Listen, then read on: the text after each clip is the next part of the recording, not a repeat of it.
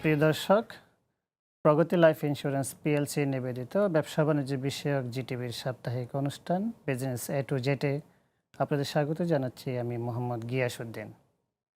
বর্তমান সরকার স্বাস্থ্য খাতকে গুরুত্ব দিয়ে যাচ্ছে, উন্নয়নের জন্য কাজ করে যাচ্ছে। পাশাপাশি স্বাস্থ্য বীমা প্রসারের মাধ্যমে মানুষের চিকিৎসা ব্যয় কমানো যায় কিনা এই বিষয়ে সরকারের ভাবা উচিত বলে সংশ্লিষ্ট ব্যক্তিরা মনে করে থাকেন। এই বিষয়ে আজকে আলোচনার জন্য আমরা স্টুডিওতে আমন্ত্রণ জানিয়েছি এরিস্টো আই হসপিটালের সম্মানিত সিইও অধ্যাপক মেজর জেনারেল অবসরপ্রাপ্ত জনাব কামরুল হাসান খান।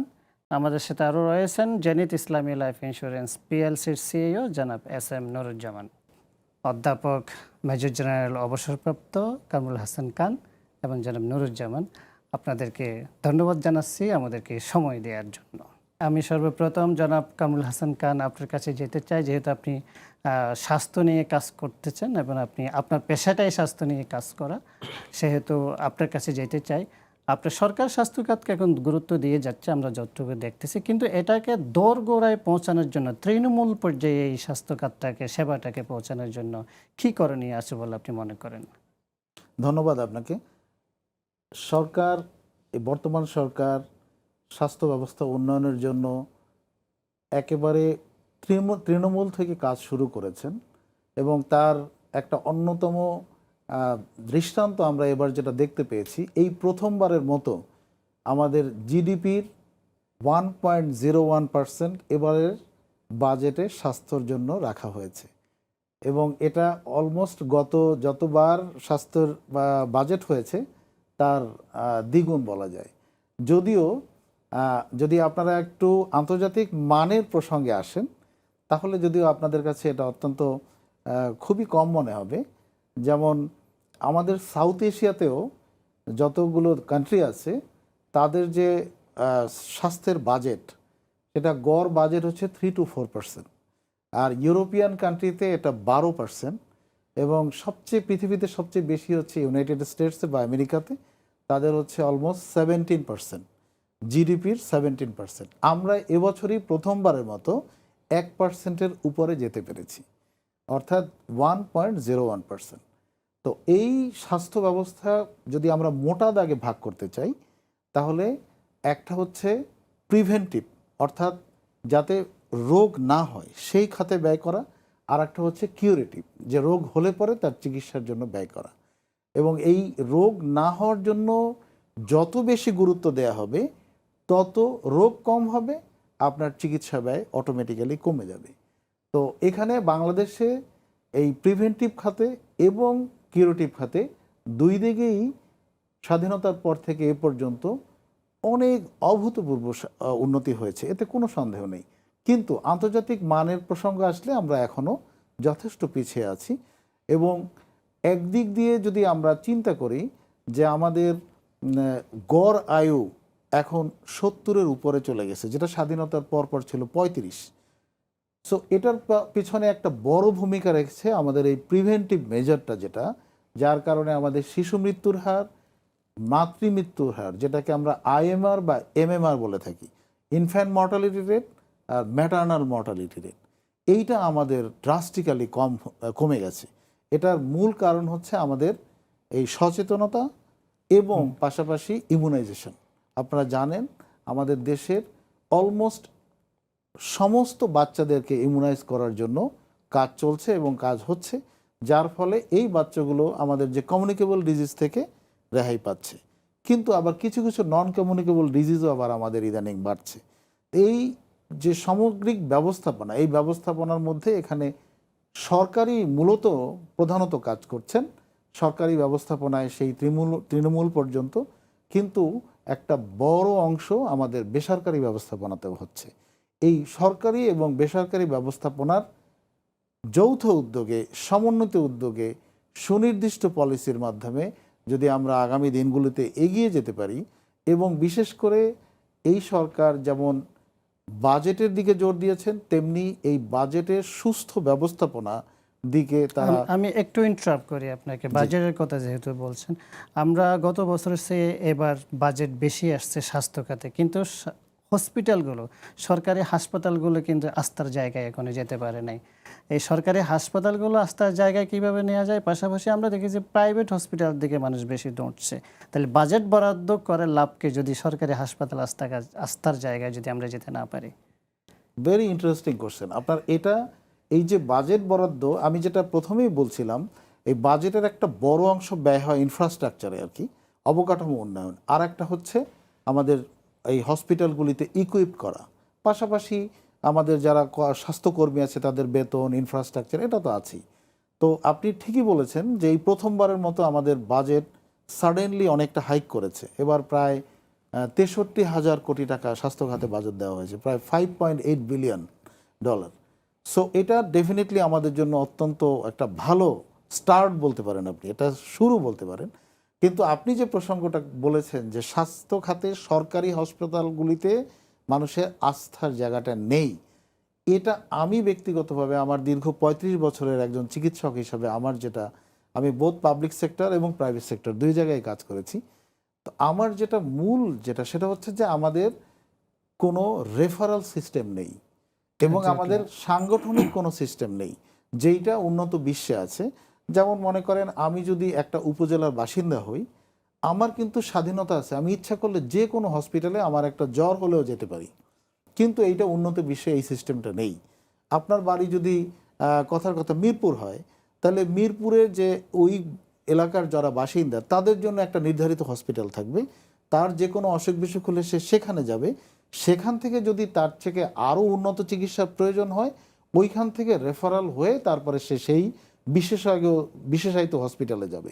কিন্তু আমাদের দেশে এই সিস্টেমটা নাই। আমাদের দেশে আপনার যদি কালকে একটা অসুখ হয়, আপনি ইচ্ছা করলে, আপনার যদি মন চায়, আপনি আমাদের মেডিকেল ইউনিভার্সিটিতে যেতে পারবেন, আপনি ইচ্ছা করলে আপনি ঢাকা মেডিকেলে যেতে পারবেন, আপনি ইচ্ছা করলে একটা প্রাইভেট হসপিটালও যেতে পারবেন।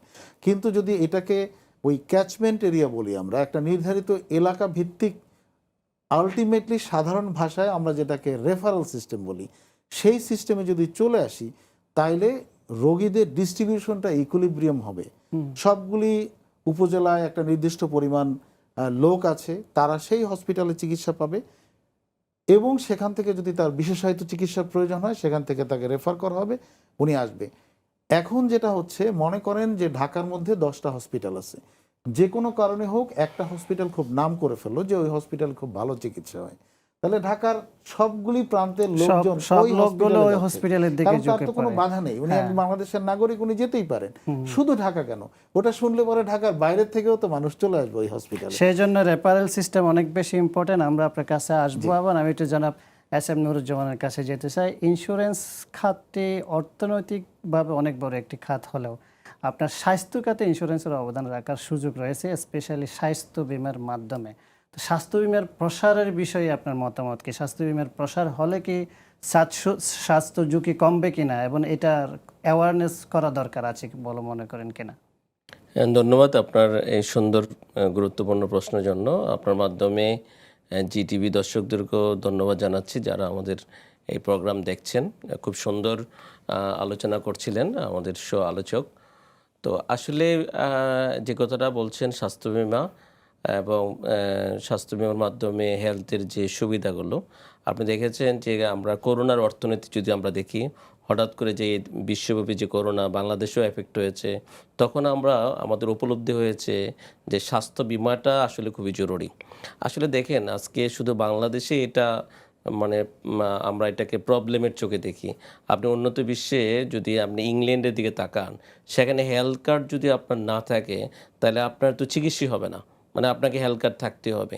আপনি যদি এই যে নির্বাচন, আমেরিকার নির্বাচনের দিকে তাকান, সেখানে ওবামার সময় নির্বাচনে ওবামা কেয়ার একটা বড় একটা মানে চ্যালেঞ্জ ছিল যে ওবামা কেয়ার। তো আমরা শুধু এটা বাংলাদেশে এটা সেভাবে গড়ে ওঠে নেই। এবং যে আমাদের সার্বজনীন পেনশন যে চালু হয়েছিল, আমরা সেটাও মনে করেছিলাম সেখানে ইন্স্যুরেন্সকে ট্যাগ করে দেওয়া হবে। যদি আমরা এখন যে কোম্পানিগুলো কাজ করছে, সেটা কি করছে, স্বাস্থ্য সুবিধাটা দিচ্ছে বিশেষ করে আপনার গ্রুপ ইন্স্যুরেন্সের সাথে কিছু হেলথ এবং সাথে সাপ্লিমেন্টারি হিসেবে স্বাস্থ্য বিমাটা দিচ্ছে না। তো এটার জন্য স্বাস্থ্য বিমা এটা খুবই জরুরি। আর আমরা যারা মানে আরও একটা করতেছে সেটা হচ্ছে মেজর ডিজিজের জন্য দেওয়া হচ্ছে, সেটাও সাপ্লিমেন্টারি হিসেবে দেওয়া হচ্ছে। তো শুধু হেলথ, এটা আবার আইনটা এমন করে দিয়েছে যে এটাকে নন লাইফের প্রোডাক্ট হিসাবে দেওয়া হয়েছে, যেটা আসলে হওয়ার কথা লাইফের লাইফের প্রোডাক্ট। প্রোডাক্ট। তা আমাদের যদি অ্যাকচুয়ারি সংকট, এই সংকটের কারণে আমরা আসলে আধুনিক খুব যুগোপযোগী স্বাস্থ্য বিমা প্রোডাক্ট আমরা পাই না। তো সরকার যদি উদ্যোগ নেয়, সরকার যেভাবে ফ্যামিলি হেলথ কার্ড করেছে, এটার সাথেও স্বাস্থ্য বিমাটাকে মানে ট্যাগ করে দিতে পারে। আর এটার সাথে স্বাস্থ্য বিমা ট্যাগ করে দিলে এটা আরও বেশি জনপ্রিয় হবে এবং সরকারের এটা আরও বেশি সহজভাবে নিতে পারবে। আপনি দেখেন এখন কিন্তু স্টুডেন্ট ইন্স্যুরেন্স জনপ্রিয় হয়েছে। একসময় আমরা যখন লেখাপড়া করেছি বিশ্ববিদ্যালয়গুলোতে, তখন কিন্তু এই স্টুডেন্ট ইন্স্যুরেন্স ছিল না। তো এখন স্টুডেন্ট ইন্স্যুরেন্স যেমন আগে মনে করতো যে স্টুডেন্টরা অসুস্থ হয় না, কিন্তু আমি দেখেছি যে আমার কোম্পানি জেনেত ইসলামী লাইফ, আমরা বিগত 4 বছর আমরা রাজশাহী বিশ্ববিদ্যালয়ের সাথে কাজ করেছি। সেখানে দেখেছি যে প্রায় 1 কোটি টাকার মতো প্রিমিয়াম পেয়েছি, প্রায় আমরা 1 কোটি টাকার উপরে তাদেরকে সেবা দিতে হয়েছে এবং সেখানে 10টা স্টুডেন্ট মারাও গিয়েছে। আমরা প্রত্যেকটা পরিবারকে 2 লাখ টাকা করে আমরা তার নমিনিকে 20 লাখ টাকা ফেরত দিয়েছি। এটা বিষয় না, বিষয়টা হচ্ছে যে এখানে স্বাস্থ্য বিমা প্রায় 80,000 টাকা তাদেরকে আমরা দিয়েছি পুরো বছরই, মাত্র 250 টাকা তারা দিয়েছে। তো স্বাস্থ্য বিমা এখন university, public university, private university খুবই জনপ্রিয় হচ্ছে। তো আমরা মনে করি যে এখানে সরকার আগাবে যে মোবাইল ব্যাংকিংয়ের সাথে, সাপোজ বিকাশের সাথে, সে বিকাশ থেকে স্বাস্থ্য বিমা কিনতে পারবে, ব্যাংকের অ্যাপসগুলো আছে, অ্যাপস থেকে কিনতে পারবে। আমরা এখন যেটা করছি সেটা হচ্ছে কোনো হসপিটালে ডিসকাউন্ট করছি, আবার হচ্ছে কোনো মানে গ্রাহক যদি সেখানে ভর্তি হয় আমরা ওই টাকাটা পেমেন্ট করছি। এটা আসলে পূর্ণাঙ্গ স্বাস্থ্য বিমা না। প্রথম হচ্ছে স্বাস্থ্য বিমাটাকে লাইফে নিতে হবে। 2 নম্বর হচ্ছে আমাদের অ্যাকচুয়ারির কাছ থেকে আমাদের যোগ উপযোগী আমাদের এই প্রোডাক্ট নিয়ে আসতে হবে। তারপরে আমাদের যে নিয়ন্ত্রণ সংস্থা আছে তারাও এই ব্যাপারে ভূমিকা নিতে হবে। আমি মনে করি স্বাস্থ্য মন্ত্রণালয় এবং আমাদের এফআইডি জয়েন্টলি যদি কাজ করে তাহলে এটা সম্ভব সাকসেস মানে করার জন্য। আমরা চাই এটা জয়েন্টলি কাজ করে সাকসেস হয়। আমাদের একটু বিরতির সময় হয়েছে। প্রিয় দর্শক, সংক্ষিপ্ত বিরতিতে যাচ্ছি, বিরতির পর আবার ফিরছি। সময় আমাদের সাথে থাকুন। প্রিয় দর্শক, বিরতির পর আমরা আবারও ফিরছি। যে বিষয়ে আলোচনা চলছিল, স্বাস্থ্য সম্পর্কে আমাদের আলোচনাটা চলছিল। আমি জানাব ডক্টর কামরুল হাসান খান সাহেবের কাছে আমি আবারও একটু যেতে চাই, সেটা হচ্ছে অধিকাংশ মানুষ আমাদের আপনার স্বাস্থ্যসেবা নিতে গিয়ে আপনার দেশের বাইরে চলে যাচ্ছে ভালো ট্রিটমেন্টের জন্য। এটার থেকে কবে আমরা পরিত্রাণ পেতে পারি? সবারই এটা প্রশ্ন, শুধু আপনার না, আমি একজন চিকিৎসক ছাড়াও আমি একজন সামাজিক মানুষ, যেখানেই যাই এই প্রশ্নের সম্মুখীন হই। আসলে অধিকাংশ না, বাট অনেকেই চেষ্টা করছে যাওয়ার জন্য বা যেতে চাচ্ছে। এটা হচ্ছে আস্থার অভাব। এই আস্থা বেসিক্যালি আমরা মেডিকেল শিক্ষা ব্যবস্থাটা এমন, একটা সময় আমরা যখন পড়াশোনা করেছি তখন আমি এখানে বসে কি পড়েছি আর অন্য দেশে বসে একজন কি পড়েছে এটা আমরা জানতাম না। আমরা শুধুমাত্র কাগজপত্রের আদান প্রদানেই জানতে পারতাম। এখন আর এগুলি কোনো লুকোছাপার কিছুই নাই। আমি যেই মেডিকেল কলেজের বই পড়ছি সেই বইটাই আমেরিকান একজন মেডিকেল কলেজের স্টুডেন্ট পড়ছেন। আমি যেই চিকিৎসা করছি, যেই সার্জারি করছি, সেটাই হয়তো উন্নত বিশ্বের একজনে একই কাজ করছেন। তো সব কিছুই একই পড়াশোনা, একই টেকনিক, একই পলিসি, ইভেন যন্ত্রপাতি, একদম বিশ্বসেরা যন্ত্রপাতি আমাদের হসপিটালগুলোতে আছে। কিন্তু তারপরেও সমন্বিত স্বাস্থ্য ব্যবস্থার প্রবলেমটাই এখানে হচ্ছে মূল কারণ। একজন রোগী, 2 ধরনের পেশেন্ট আমরা ফেস করি। একটা পেশেন্ট, এক ধরনের পেশেন্ট আছেন যে উনি জানেন ওনার কী সমস্যা এবং কোন চিকিৎসকের কাছে যেতে হবে এটাও উনি জানেন, তো ওনারা সরাসরি জানেন, সেই চিকিৎসকের শরণাপন্ন হন। আবার কেউ আছেন যে উনি হয়তো জানেনই না কার কাছে যেতে হবে, উনি হয়তো একটা হসপিটালে যান। এখন এই দুইটাকে যদি আমরা সমন্বয় করি, একজন বিশেষজ্ঞ, খুবই সুপার স্পেশালাইজড একজন বিশেষজ্ঞর কাছে যখন যান, কিন্তু তার যদি ওই বিষয়ের সমস্যা ছাড়াও আরও কিছু ইস্যু থাকে যেটা হয়তো উনি অ্যাড্রেস করেন না, অন্য কেউ একজন অ্যাড্রেস করেন, তো এইটাকে একটু সমন্বিত করতে পারলে রোগী একটা কমপ্লিট ট্রিটমেন্ট অথবা ম্যানেজমেন্টটা পান। কিন্তু আমাদের দেশে বিশেষ করে প্রথমে আমি এর আগে যেটা বললাম, যেহেতু রেফারেল সিস্টেম নাই, এই জন্য যিনি নাম করেছেন তার কাছে সবাই যাচ্ছেন, অথচ কেউ কেউ হয়তো কোয়ালিফাইড লোক আছেন, উনি আন্ডার ইউটিলাইজ থাকতেছেন, কেউ হয়তো ওভারবার্ডেন হচ্ছেন, কেউ আন্ডার ইউটিলাইজ থাকতেছেন, যেহেতু রেফারেল সিস্টেমটা। এইটা একটা সমস্যা। আর একটা সমস্যা হচ্ছে এই সমন্বিত ব্যবস্থাপনার ত্রুটি থাকার কারণেও কিন্তু আমাদের এখানে রোগীরা আস্থা পাচ্ছেন না। কিন্তু যখন উনি দেশের বাইরে যান, চিন্তা করেন, একটা মানুষ কথায় কথায় দেশের বাইরে চিকিৎসা যেতে পারেন না, হয়তো যারা অনেক বেশি আর্থিক সচ্ছল তারা যেতে পারেন, কিন্তু সাধারণ একটা মানুষ কেন দেশের বাইরে যান? যদি যাওয়ার প্রয়োজন হয় তখন উনি কোথায় যান? এখন এই প্রশ্নটা আসেন। বেশিরভাগ ক্ষেত্রেই উনি বাইরের দেশের যেই সব দেশে যান ওখানের কোনো না কোনো একটা হসপিটালে যান, এবং এর মধ্যে 99%ই হচ্ছে প্রাইভেট হসপিটাল। ওই দেশের সরকারি হসপিটালে তো খুব বেশি যাওয়া হয় না, কিন্তু সেইখানে উনি যখন যান, উনি তো ওনার সমস্ত কাজ কারবার সব কিছু বাদ দিয়ে উনি ওই পারপাসেই যান, যার ফলে ওখানে যাওয়ার পরে উনি যেই সমস্যা নিয়ে আসছেন সেই সমস্যাটা এবং তার সাথে যদি তার আরও কোনো সমস্যা থাকে সবগুলি গুছিয়ে উনি একবারে চলে আসেন। এটা একটা এক ধরনের অন্যরকম স্যাটিসফ্যাকশন ওনার মধ্যে কাজ করে, যে আমি যদি ওইখানে যাই তাহলে আমার সব কিছু দেখে দেবে, সব কিছু করে আসবে। উনি মাইন্ড সেট আপ নিয়েই ওইভাবে যান। কিন্তু আমাদের দেশে যখন আমাদের কাছে আছেন, হয়তো আমার কাছে আসেন আমার কাছে একটা পার্টিকুলার সমস্যা নিয়ে, সেটা আমি এত অ্যাড্রেস করলাম, কিন্তু উনি অত অন্য কোনো ইস্যু নিয়ে আমাদের কাছে বললেন না বা ও আমাদেরকে জানালেন না, অথবা আমার পক্ষ থেকে সেইটা অ্যাড্রেস করার মতো ইনফ্রাস্ট্রাকচার এখানে আমাদের এখানে নাই। এই কারণে যখন বাইরে যান তখন যে সন্তুষ্টিটা পান, ওই সন্তুষ্টিটা আমাদের এখানে কম পান। আর একটা জিনিস আমি একটু বিশেষভাবে জোর দিতে চাই, স্বাস্থ্য ব্যবস্থাপনা এটা অত্যন্ত জরুরি। আমাদের দেশের স্বাস্থ্যর ক্লিনিক্যাল এক্সপার্টাইজ অনেক ডেভেলপ করেছে। আপনারা আপনারা শুনলে অবাক হবেন যে বেশিরভাগ সাবস্পেশালিটিতেই বিশ্বমানের ডক্টর কিন্তু আমাদের দেশে অ্যাভেলেবেল আছে। আগে ছিল শুধু ঢাকা বেসড, এখন ঢাকার বাইরেও আছে। কিন্তু সমন্বিত স্বাস্থ্য ব্যবস্থাপনায় অনেক ঘাটতি আছে। স্বাস্থ্য ব্যবস্থাপনা বলতে চিকিৎসা দেয়া, চিকিৎসাটা এক্সিকিউট করা, ওয়ার্ডে ভর্তি থাকা, সেই ভর্তি তার তার শুশ্রূষার পাশাপাশি তাকে যত্ন করা, তার সার্ভিস দেয়া, তার ঔষধ ব্যবস্থাপনা, তার অপারেশন করলে অপারেশনের ব্যবস্থাপনা, এটা একটা কমপ্লিট নেটওয়ার্কের কাজ। এই নেটওয়ার্কগুলো আমরা এখনও খুব ভালোভাবে এখনও আমাদের লেভেলে তৈরি করতে পারিনি। এটা আমাদের এক ধরনের ব্যর্থতা।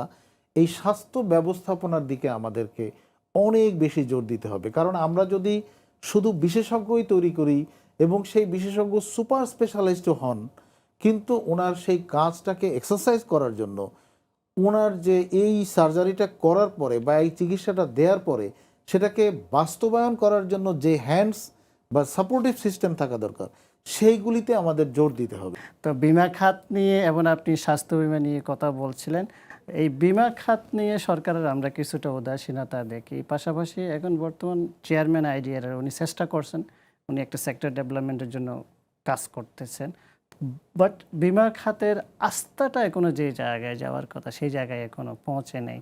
এটা নিয়ে আপনারা কাজ করছেন কিনা এবং আপনার এই ক্ষেত্রে আপনার পরামর্শ কি? আসলে আপনি খুব গুরুত্বপূর্ণ কথা বলেছেন। আসলে বিমার যে আস্থাহীনতা, এটা তো স্বাস্থ্য মানে ব্যবস্থার চেয়েও ভয়াবহ। ভয়াবহ। তো এটা যেহেতু এই আস্থাহীনতার জন্য এক নম্বর হচ্ছে যে আমরা অনেকগুলো বিমা দাবি সেটেল করে নিই কয়েকটা কোম্পানি। আপনি বাংলাদেশে ৮২টা কোম্পানি আছে, কিন্তু যদি আইডিআর চেয়ারম্যান মহোদয়ের বক্তব্য মতে ৭টা কোম্পানি এই প্রবলেমে আছেন। 7টা কি লাইফে? হ্যাঁ, ৭টা লাইফে। আচ্ছা, তো এই ৭টা কোম্পানি, তাহলে আপনার লাইফে কিন্তু ৩৬টা কোম্পানি, কোম্পানি তাহলে কিন্তু মেজরিটি কোম্পানি ভালো। ভালো। কিন্তু আমরা এই ভালোটা বলছি না, এই খারাপ যে ৭টা নিয়েই আমরা সারাক্ষণ ফেসবুক মিডিয়া, ইউটিউব এবং প্রিন্ট মিডিয়া, যে কোনো মিডিয়াতেই কিন্তু এই 7টার মধ্যে যা সমস্যা, আর টোটাল সমস্যার আবার 80% একটা কোম্পানি হ্যাঁ, করেছে। ৭টা, এটা খুব গুরুত্বপূর্ণ যে ৭টার মধ্যে 80%ই একটা কোম্পানিতে মানে সমস্যা। তো এখানে সরকার অনেকগুলো ভূমিকা নিতে পারে। একটা নিতে পারে, যদি এই যে 5টা ব্যাংকে যে প্রবলেম ছিল তাদেরকে যে অনেকবার টাকা দিয়েছে, এটা যদি একবার টাকা দেয় তাহলে এটা একটা সমস্যার সমাধান হতে পারে। আরেকটা সমস্যা হতে পারে বন্ড চালু করতে পারে। বন্ড চালু করে আইডিআর যদি এটা গ্যারান্টার হয়, তাহলে আমরা যে ট্রেজারি বন্ড কিনি, তো আমরা ট্রেজারি বন্ডে ধরেন 10% পাই, তো এটা যদি 11% দেয় যে 1% বেশি দেবো আর আমি গ্যারান্টার আইডিআরে, হ্যাঁ, আর সব কোম্পানিকে বললো কিছু কিছু ইনভেস্ট করার জন্য, তাহলে সেটা দিয়েও কিন্তু এই সমাধানটা মানে ইনহাউস সমাধান করা সম্ভব। আরেকটা হচ্ছে যে সরকার যদি মনে করে যে না আমি এই দুইটার একটা তো যাব না, আমি এখানে কি করব, আমি এখানে বোর্ড ভেঙে দেবো, আমি এখানে প্রশাসক নিয়োগ দেবো, তাও সম্ভব। তাও আমি মনে করি যে এই যে আমাদের যে আপনার একটা নর্থ বেঙ্গলের একজন গ্রাহক, সে বছরের পর বছর টাকা পাচ্ছে না, এটা যে একটা বিরাট মানে কঠিন। আপনি ঢাকা শহরের লোকেরা না হেড অফিস আসতে পারে, যেতে পারে বা মিডিয়ার কাছে যায়, তো তাদের জন্য আসলে সমস্যা। এবং তারা কিন্তু একজন আপনি 10 জন করে বদনাম করতেছে।